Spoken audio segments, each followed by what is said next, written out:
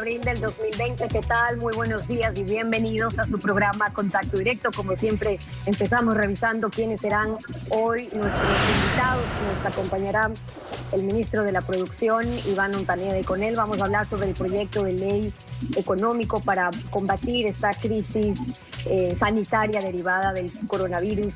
Han propuesto en ese proyecto un fideicomiso, es decir, la creación de una cuenta humanitaria, como lo han llamado, con el aporte de los trabajadores privados y públicos, también de las empresas, las que tuvieron utilidades de más de $1 millón en el 2019, y también con créditos de organismos internacionales. Vamos a conversar sobre esto. También hoy estará con nosotros Alfredo Palacio, el ex presidente de la República y también propugnador de la salud integral, que convocó en su momento a una consulta popular, es decir, hace 14 años, para garantizar un mínimo porcentaje de salud que se incluya en el presupuesto general del Estado. Ahora le ha hecho una propuesta al vicepresidente sobre la creación de una mesa técnica de salud en Guayaquil, compuesta por médicos de Guayaquil para reforzar la acción sanitaria contra la pandemia. Lo conversamos también. El Tribunal Penal de la Corte Nacional ha dictado una sentencia condenatoria por el caso Sobornos y Cohechos 2012-2016 contra el expresidente de la República, Rafael Correa. Alfredo, buenos días, ¿cómo te va? Buenos días, Steffi. Buen día a todos. Expreso nuestras condolencias a todos los compatriotas que han sufrido la pérdida de seres queridos en estos días. Quédate en casa. Esa es la consigna para salvar vidas. La justicia tarda, pero llega. En el caso Correa, de la mano de 3 jueces nacionales, Iván León, Iván Saquicela y Marco Rodríguez, héroes inesperados en una historia nacional de impunidad. Soldados del pueblo en su profesión, así como son todos los médicos y enfermeras que diariamente arriesgan sus vidas salvando vidas. Históricamente, Correa fue la primera versión de coronavirus político que se esparció como una epidemia en la administración del Estado, al que hipócritamente glorificaba en sus peroratas demagógicas, mientras sometía a sus instituciones para ponerlas al servicio del crimen organizado empoderado del poder. Y comenzó por el poder originario constituyente, la elección popular. La actualidad, los protagonistas, el análisis y la información en Contacto Directo.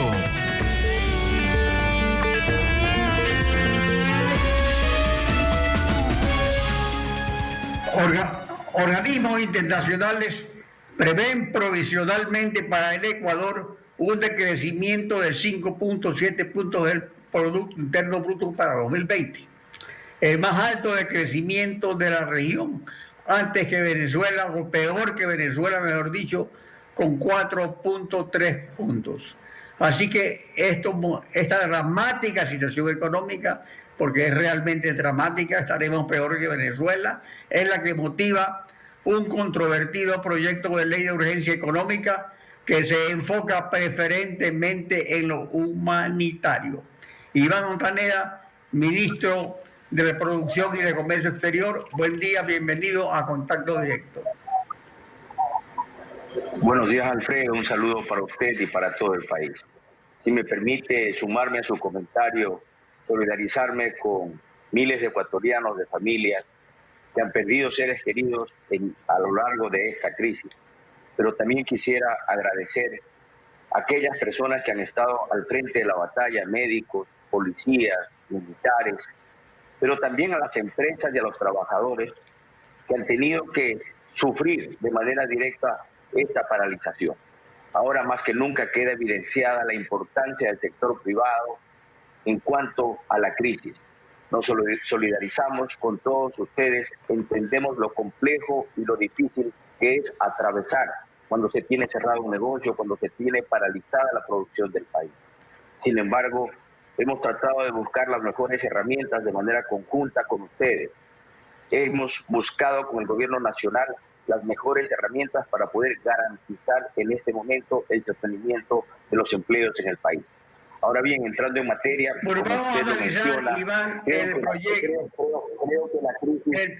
Creo que la crisis. El proyecto de ley de apoyo económico para combatir la crisis sanitaria constituye un fideicomiso humanitario y reactivación productiva. En sus borradores iniciales tengo entendido que se está afinando el texto final, con aportes de trabajadores públicos y privados de las empresas que tuvieron utilidades desde $1 billón en 2019 y con aportes también de créditos de los organismos multilaterales.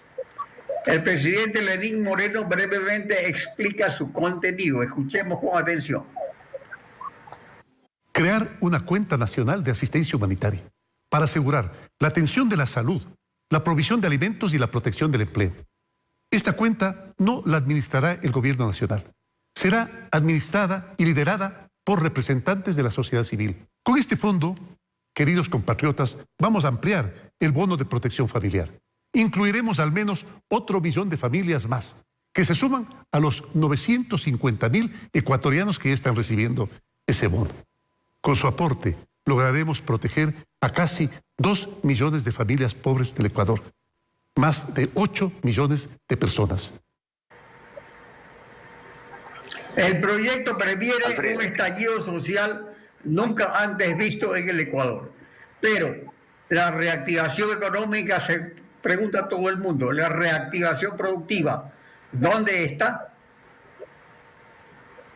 Alfredo, me gustaría entender la magnitud de los efectos económicos de la crisis.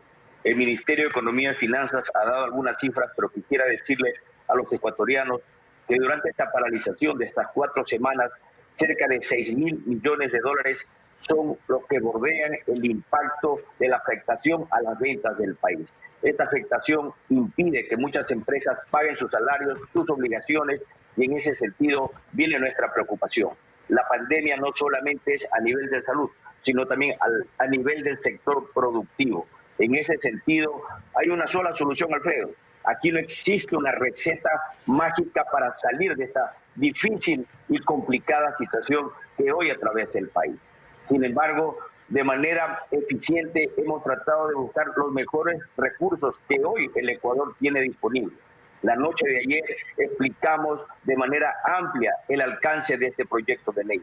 Pero es importante conocer que esta situación no la puede enfrentar solamente el gobierno. Nos ha rebasado al Ecuador como ha rebasado a muchos países del mundo. La situación de entender y enfrentar la crisis social, la crisis sanitaria. Sí, pero el asunto es que se observa en el proyecto un escaso aporte del Estado y que se recarga el peso del proyecto en el sector privado de empresas y trabajadores. Mire, el hecho es que desde hace más de un año en el Frente Económico los ministros del Frente Económico son del sector productivo. Ha sido el sector productivo privado consultado. El proyecto cuenta con su aval porque hasta el momento lo que hemos visto en la prensa es la oposición de los sectores privados productivos. Alfredo, necesitamos, por supuesto que hemos conversado, por supuesto que hemos recibido y acogido muchas de las sugerencias de los diferentes sectores. Esto no es un tema de voluntades, es un tema de lo que se puede hacer, mi querido Alfredo. Se necesitan recursos y eso significa dinero para poder apuntalar y sostener no solamente el frente productivo, sino también el frente social y el frente sanitario de esta crisis que atraviesa el Ecuador.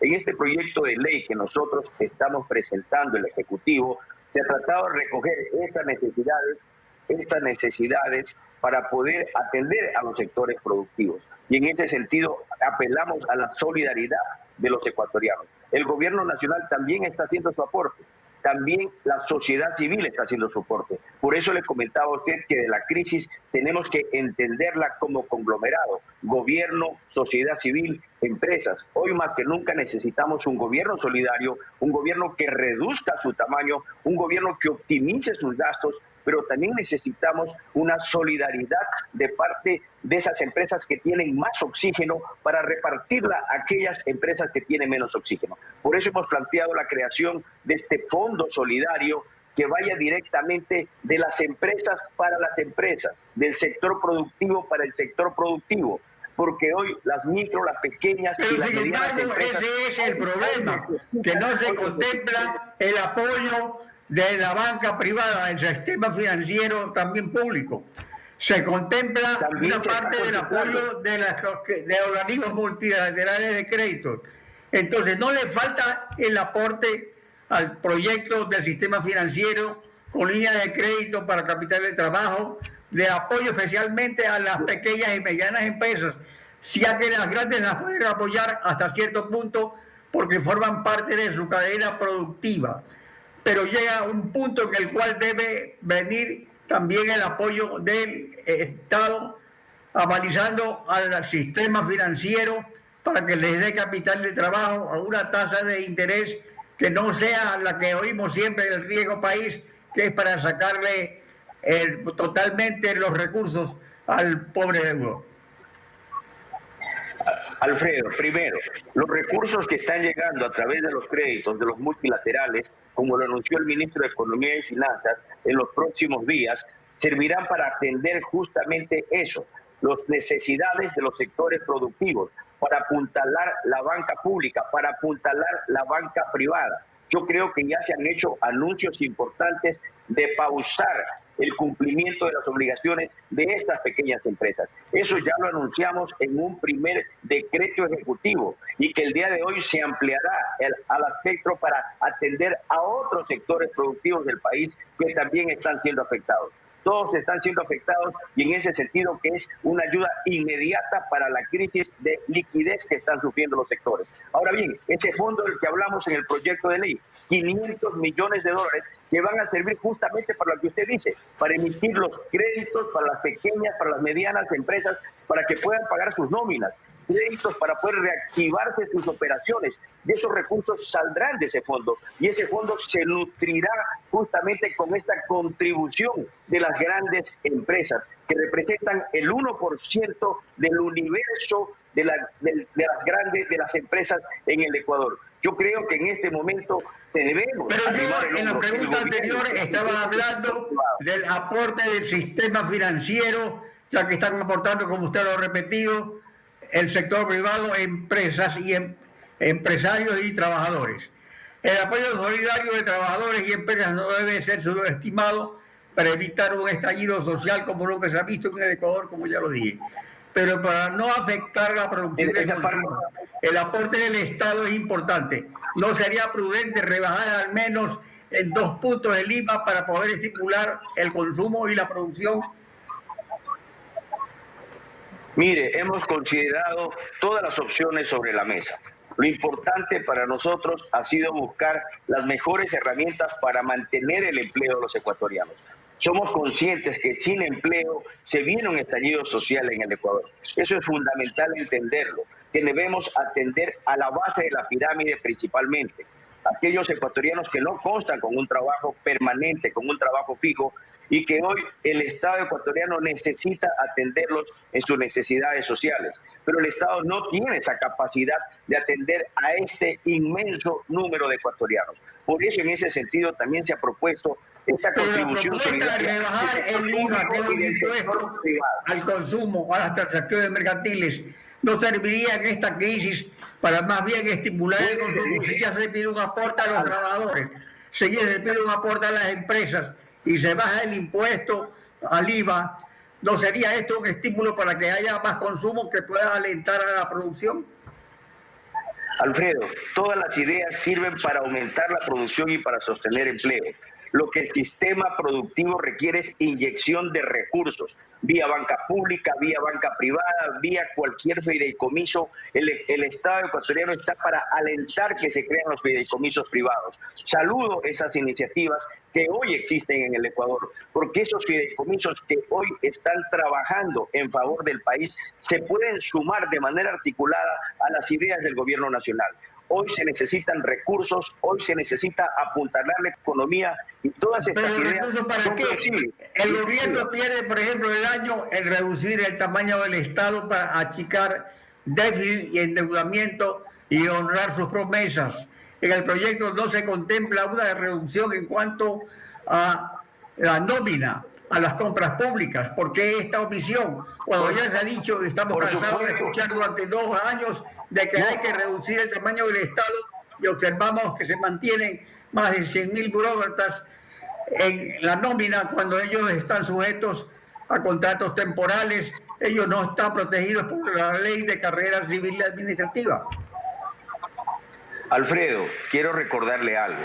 Este gobierno ha hecho una reducción importante a finales del año anterior. Se evidenció la reducción del Estado. ¿Qué hace falta hacer más? Por supuesto, Alfredo. Necesitamos reducir y optimizar mejor el Estado. Y eso quiero comentarle a usted. Con el ministro de Trabajo se están buscando esas alternativas para reducir el costo de la masa salarial del Estado, para que esos recursos vayan a apuntalar también al sector productivo y al sector social.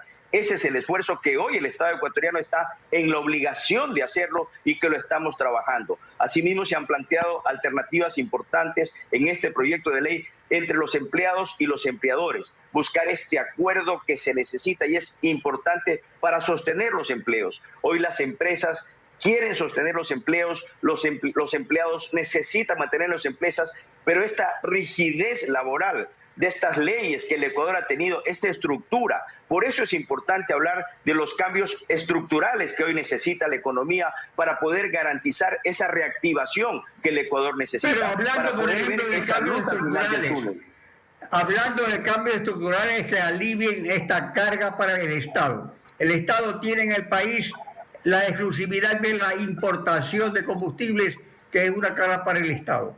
En estos momentos esta carga se ha reducido porque ha bajado el precio del crudo, en consecuencia baja el precio de los derivados.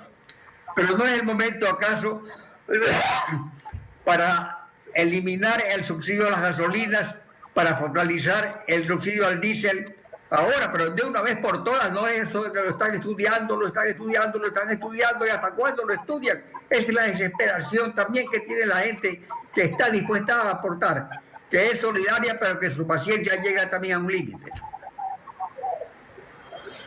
Usted tiene razón, Alfredo. Yo creo que ya el gobierno necesita concretar algunos cambios estructurales en cuanto al ingresos fiscales. Yo creo que la crisis nos ha dejado evidenciado que la dependencia petrolera del país ha sido nefasta, no por este año, por todos los últimos años. Por eso también ahora quiero decirle las oportunidades que creo atrás del coronavirus tienen muchos sectores productivos del Ecuador. Y en ese sentido también estamos observando esa luz al final del túnel. Hoy el mundo entero está reclamando alimentos, hoy el mundo entero necesita alimentos que cumplan protocolos de bioseguridad, protocolos de inocuidad, y el Ecuador los tiene en este momento y serán oportunidades para poder entrar a ese mundo. Hoy no necesitamos la solidaridad del mundo que nos regalen mascarillas. Nos gustaría y estamos trabajando para que esos mercados consuman los productos ecuatorianos que generan alta calidad y lo más importante un engranamiento productivo. De que haya un acuerdo nacional realmente,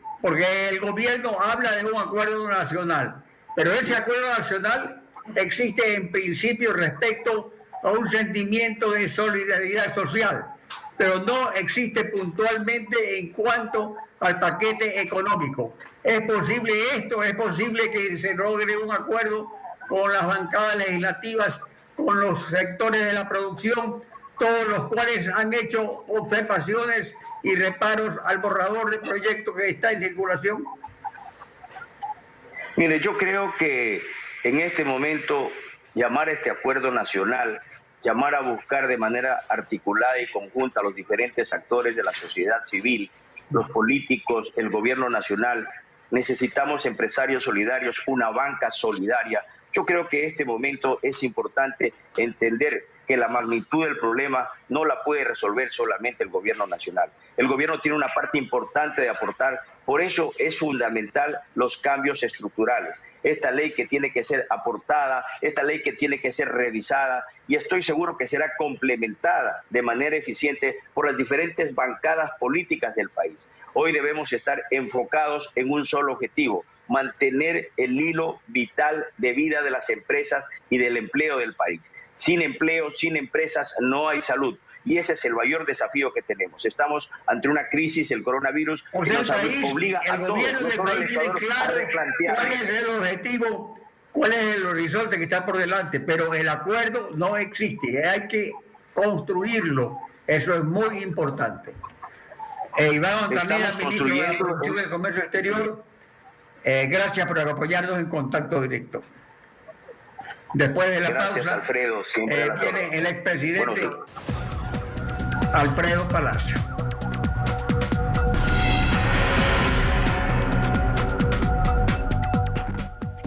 Y en otras noticias, a través de un mensaje en las redes sociales, el presidente de la República, Lenín Moreno, anunció que reducirá su sueldo a la mitad, el del vicepresidente también, el de los ministros y viceministros, y dijo que esperaría que ocurra lo mismo desde las principales funciones del Estado y gobiernos seccionales.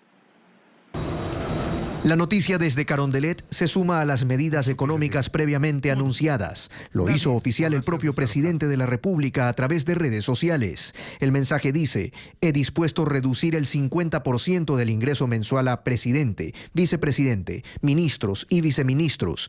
De la misma manera lo harán todas las funciones del Estado, gobiernos seccionales, en especial Asamblea Ecuador, es decir, la Asamblea Nacional. El mandatario no especificó desde cuándo entraría en vigencia esta decisión, pero ¿cómo quedarían los nuevos ingresos de los altos funcionarios del Estado? Según la información oficial, el sueldo actual del presidente de la República es de $5.072 mensuales. Luego de la reducción, pasaría a ganar $2.536. Por su parte, el vicepresidente actualmente recibe un salario de $4.869. Luego de la reducción, será de $2.434,50 centavos. En el caso de los ministros de Estado, su sueldo pasaría de $4.463 a $2.231,50 centavos. Veamos qué ocurriría en la función legislativa. El presidente de la Asamblea, por ejemplo, actualmente gana $4.869 mensuales. Luego del ajuste, recibirá $2.434,50 centavos.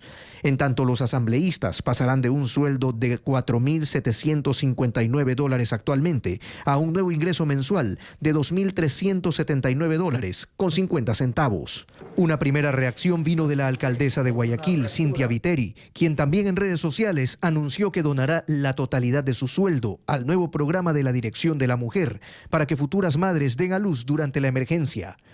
En todo caso, la reducción para los gobiernos seccionales dependerá de cuánto ganan actualmente sus alcaldes y prefectos. Aunque son organismos autónomos, la decisión del presidente sí tendría efecto para ellos, pues la actual Ley Orgánica de Servicio Público estipula que ningún servidor puede recibir un sueldo superior o igual al del presidente de la República. De su lado, los sectores productivos y empresariales han rechazado las medidas anunciadas por el presidente. Proponen otras alternativas, como por ejemplo la de detener el cobro de impuestos mientras dura esta emergencia. A diversos sectores el anuncio de nuevas medidas económicas no les vino bien. El presidente de la Federación Nacional de Cámaras de Comercio, Pablo Arosemena, está convencido de que esa no es la vía. ¿Qué es lo que nosotros estamos planteando? Pausar impuestos para salvar empleos. El impuesto a la renta del ejercicio del año pasado para empresas y para personas, los IVAs acumulados, el ISD, los aranceles a las importaciones.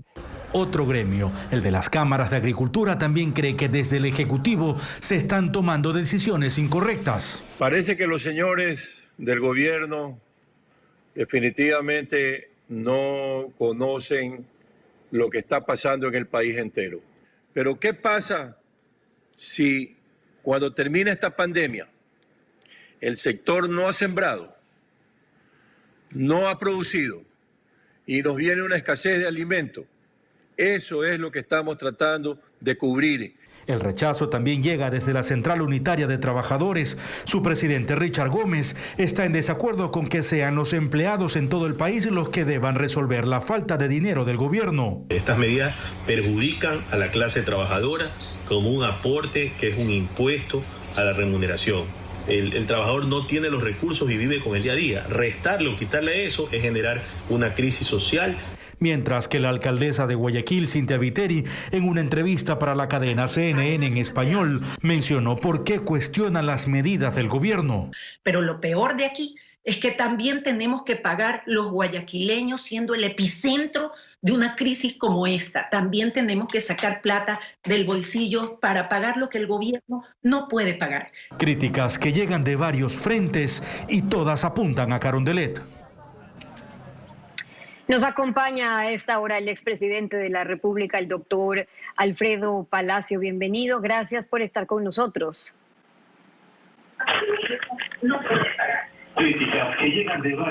Expresidente, buenos días, ¿nos escucha usted ahí? Nos acompaña a esta hora el expresidente de la República, el doctor Alfredo Palacio. Bienvenido, gracias por estar con nosotros. Bueno, vamos a intentar restablecer la comunicación con el expresidente de la República. Vamos con otro tema mientras restablecemos esa comunicación. Asambleístas, estábamos viendo las reacciones de distintos sectores, productivo y empresarial por un lado, y vemos las reacciones ante las medidas anunciadas por el presidente de la República también del lado de la Asamblea, y es que asambleístas de distintas bancadas han rechazado esos impuestos, contribuciones que el gobierno nacional propone para enfrentar la emergencia sanitaria en el país. Y algunos reconocen que sus agrupaciones todavía no se han reunido para consensuar alguna postura. Las nuevas medidas económicas que anunció el presidente de la República, Lenín Moreno, aún no llegan a la Asamblea Nacional para tramitarlas. Mientras esperan, los legisladores ya las analizan. Desde la bancada del Partido Social Cristiano, Vicente Tayano dice que no están de acuerdo con las contribuciones que pide el gobierno a las empresas, que ganaron más de $1 millón y tienen que aportar con el 5% de esa utilidad. Es inconsecuente disfrazar impuestos bajo la figura de solidaridad. Meterle la mano al bolsillo al ciudadano ecuatoriano de cualquier nivel económico es definitivamente matar el consumo e inclusive a futuro la recaudación tributaria. Por otro lado, no podemos asfixiar a la empresa, no podemos hacer imposiciones que seguramente va a llevar a la quiebra masiva, a generar más desempleos. Para el legislador Héctor Yepes del movimiento Creo, estas medidas pretenden golpear a los negocios que sostienen el empleo en plena crisis. Lo que hay que hacer es darle beneficios a la empresa que no despida a sus trabajadores suspendiendo cobro de impuestos, aportes al IES, deudas con la banca pública y privada para defender los puestos de trabajo, que es la mayor urgencia. Desde el Bloque de Acción Democrática Independiente, aún no se asume una posición, pero su integrante Eliseo Azuero hace observaciones a las contribuciones que harán los ciudadanos para la cuenta de asistencia humanitaria. Sin embargo, mi posición personal es de que aquellos que ganan sobre los $1,000 deberían empezar a aportar en una tabla que se debe establecer. Y absolutamente todos deberíamos colaborar con esta crisis que tiene el Estado ecuatoriano.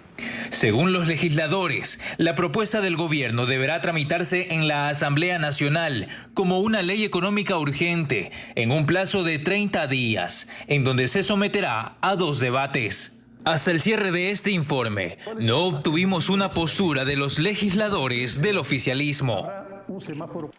Y en otras reacciones, las de la Iglesia Católica también, a propósito de la Semana Santa, la Conferencia Episcopal Ecuatoriana emitió un comunicado en el cual están pidiendo unidad, pero también acción rápida frente a la crisis sanitaria que está atravesando nuestro país. Vamos a ver un extracto del mensaje de la Iglesia Católica. Entre otros puntos, el comunicado sostiene: nos duele como iglesia ver que el personal médico y sanitario, así como los miembros de las Fuerzas Armadas y Policía Nacional, no cuentan con los insumos suficientes para afrontar la emergencia. Nos duele como iglesia ver que no se pueda dar una sepultura digna a aquellos que han caído vencidos por el COVID-19, sobre todo en la ciudad de Guayaquil. Nos duele como iglesia ver la desesperación de todos aquellos que no pueden llevar un pan a la mesa de su familia porque no tienen cómo trabajar hoy. Es el momento de dejar a un lado todas las diferencias económicas, sociales, políticas y religiosas, como también todos los intereses personales. Es el momento de la unidad en una acción emergente que nos lleve a superar esta dura realidad. Es el momento de la solidaridad con los desposeídos o los descartados de la sociedad, como nos dice el Papa Francisco. Es el momento de actuar con el más alto nivel de profesionalidad. Necesitamos un liderazgo firme, concreto y efectivo que nos lleve a encontrar soluciones reales, hoy más que nunca, concluye el escrito. Nos vamos a una pausa, regresamos con más en Contacto Directo, no se vayan.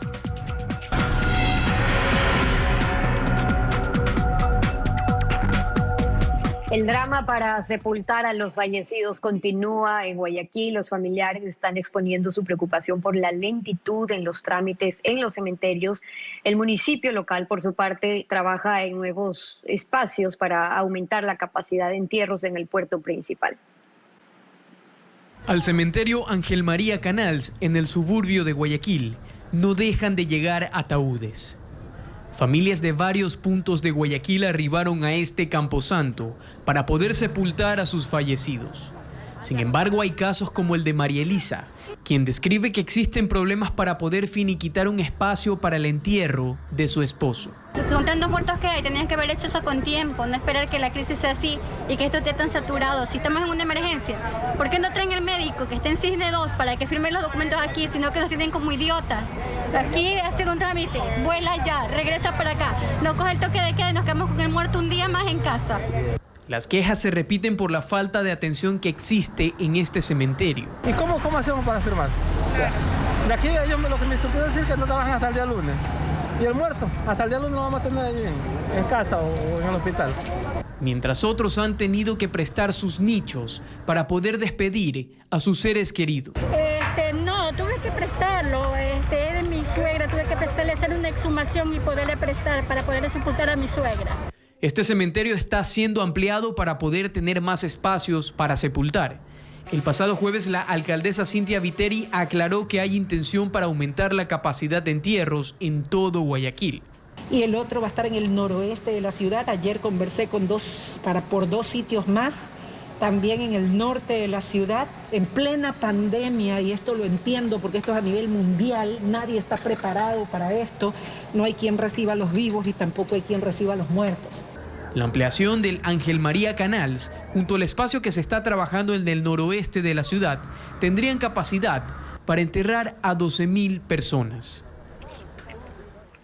Parte del drama que se está viviendo en el país. Vamos a una última pausa, ya regresamos.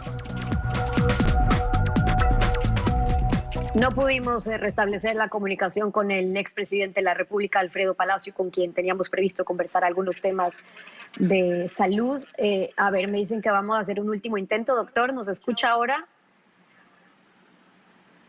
Expresidente, buenos días. ¿Nos escucha?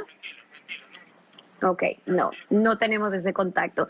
Les decíamos que teníamos previsto conversar a propósito de la carta que le ha enviado también al vicepresidente para formar un consejo cantonal de salud, una mesa técnica en Guayaquil. Vamos a ver si logramos restablecer esa entrevista para mañana y conversar sobre esos temas. Alfredo, por lo pronto tenemos que despedir y nos volvemos a encontrar mañana en Contacto Directo.